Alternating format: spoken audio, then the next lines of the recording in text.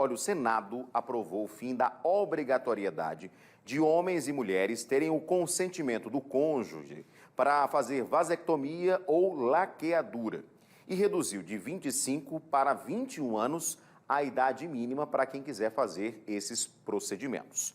No entanto, a proposta ainda depende de sanção do presidente Jair Bolsonaro. É sobre esse assunto que eu converso a partir de agora pela internet, com o advogado especialista em direito médico, o Dr. Juliano Pessoa. Vamos ao vivo então com o Dr. Juliano, que nos ajuda a entender, né, essas notícias aí relacionadas ao meio da saúde. Dr. Juliano, tudo bem? Boa noite, bem-vindo aqui ao Cidade. Antes existia essa obrigatoriedade, né? Ou seja, ainda está valendo, na verdade, né? Até havia a sanção presidencial, ainda está valendo o que era antigamente, né? Então, assim, para o marido poder fazer a vasectomia, ou seja, para não ter mais filhos, precisava ter um consentimento da esposa.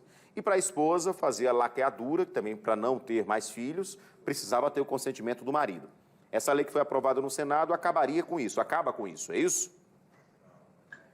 Corretamente, Edson, boa noite a todos que nos assistem, é uma satisfação mais uma vez. Exato, eu diria que assim, tanto a legislação do país como o direito como um todo precisa evoluir acompanhando a evolução da sociedade, né? Então, nos dias de hoje, a gente não tem mais como conceber esse tipo de legislação, né? Totalmente em desconformidade com a realidade que a gente vive hoje. Então, ter esse tipo de legislação, onde a pessoa não pode se autodeterminar, né? Fazer suas próprias escolhas e tem que pedir permissão a esposa ao marido e o marido à esposa, né, vice-versa. Então, ou seja, realmente é totalmente descabida. Existia um clamor social muito grande em torno disso e, felizmente, o Congresso decidiu pautar esse tema.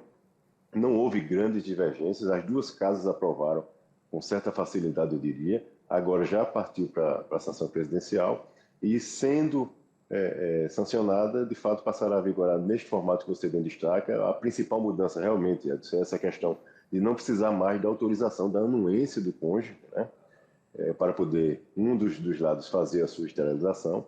Mas tem algumas outras regras que são bem interessantes. Veja, foi criado aí, junto com essa legislação, um período de reflexão, eu chamaria assim, que é o quê? Um período de intervalo de 60 dias entre a manifestação de vontade daquela pessoa que deseja proceder à esterilização e o ato cirúrgico em si, né? Então, isso é uma coisa bem interessante para evitar aquelas manifestações assim de abruptas, né, de supetão, onde a pessoa de repente venha se arrepender. Criou-se também, para você ter ideia, um sistema de regulação que vai assistir essas pessoas, principalmente aqueles mais novos, mais jovens, no sentido de evitar também a esterilização precoce, né, de algumas dessas pessoas. Então, ou seja, essas regrinhas são bem interessantes para que a gente tenha aí uma conscientização da sociedade no sentido de ter pais e mães mais responsáveis, mais conscientes, porque essa legislação, na realidade, que será alterada com essa sanção, é a lei do planejamento familiar, né, que trata sobre todo o planejamento familiar das famílias aí do nosso país. E essa lei, o senhor tem de cabeça aí de quando ela era, doutor? Olha, de cabeça, confesso que eu não lembro agora o ano da lei, mas é de 90 e alguma coisa, né?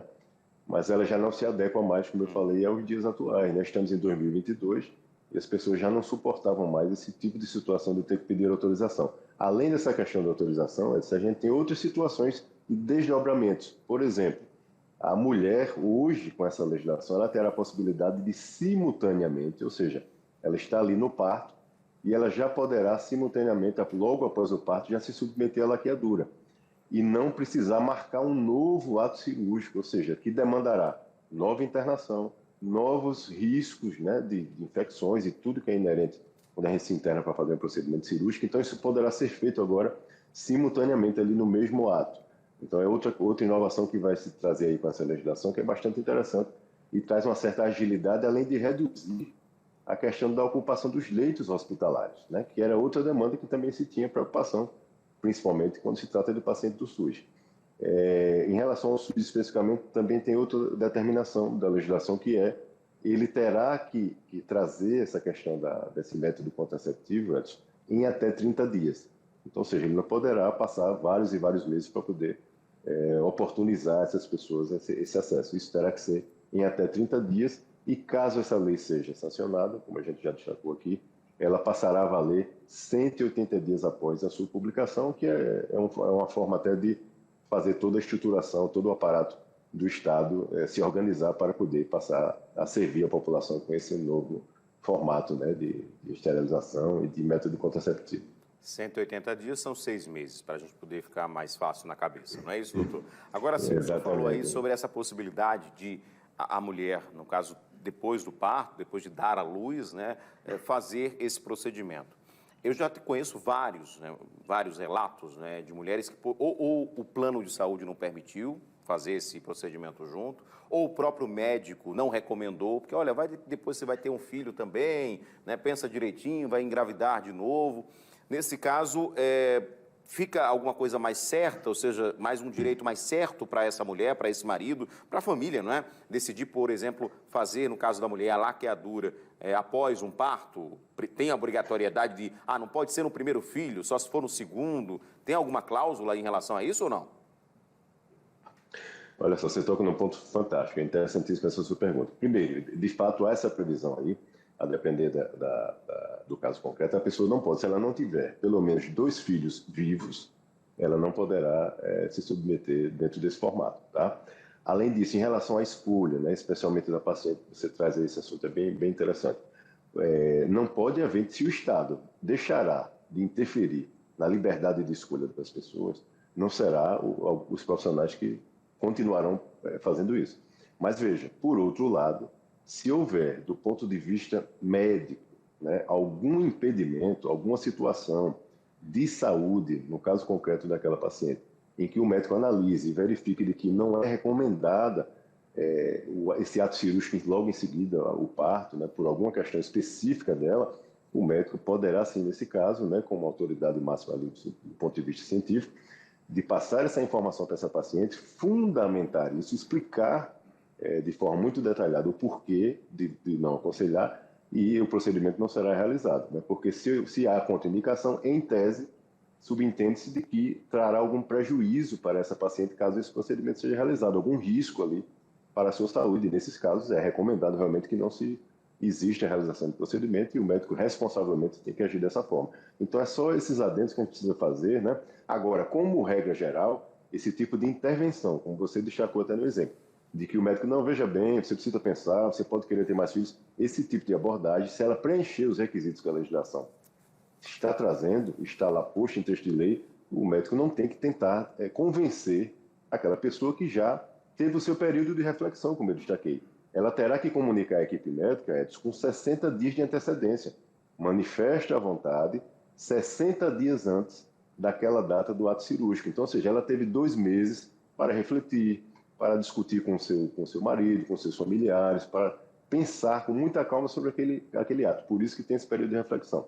Então, depois de decidido, não cabe a qualquer outra pessoa ficar tentando demovê-la ali, removê-la daquela situação e fazer com que ela retorne ao status anterior. Então, não se pode conceber. Agora, se for necessidade de saúde, aí sim é preciso seguir a recomendação do profissional. E a gente lembra também que o marido também pode fazer, que é a vasectomia, e vai ter esse prazo também de 60 dias, também é obrigatório, né? Então, até solicitar, porque a gente sabe que alguns planos de saúde até vão empurrando, né, para demorar um pouquinho mais e tal, mas aí agora tem esses 60 dias que são obrigatórios, né, depois da sanção, não é?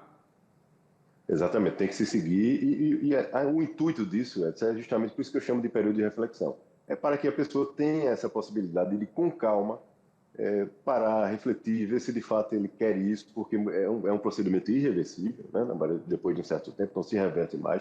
Então é importante que a pessoa tenha muita cautela, muita calma, muita tranquilidade para tomar essa decisão de forma sensata e não se arrepender depois. Para isso é que serve. E além disso, para também cientificar todos aqueles profissionais envolvidos de que a pessoa deseja aquilo e lá na frente, quando chegar o período, se não houver contraindicação, as pessoas têm que proceder sim, realizar o procedimento, porque é assim que deseja aquela pessoa, preservando a liberdade de escolha de cada cidadão, de cada cidadã. É isso que essa legislação traz e é isso que a sociedade hoje pede, né? As pessoas têm direito de se autodeterminar, salvo as exceções. Fora isso, ela é que escolhe o que é que ela quer fazer com o seu corpo e com as suas escolhas pessoais. Perfeito. Doutor Juliano Pessoa, muito obrigado pela participação ao vivo aqui no Nossa Cidade, viu? Até uma próxima. Eu que agradeço. Boa noite para todos. Obrigado, boa noite. Tá aí, uma boa notícia aí, né? Tem muita gente que tem dificuldade, inclusive, né? Até de conseguir, não só na rede pública, mas também no plano de saúde, né? mas que a gente pague plano de saúde, tanto para fazer a laqueadura, que é o caso da esterilização das mulheres, como fazer a vasectomia, que é a esterilização dos homens, né? Até mesmo no particular o pessoal vai empurrando. Tomara que com essas novas regras aí e esse acesso também seja facilitado.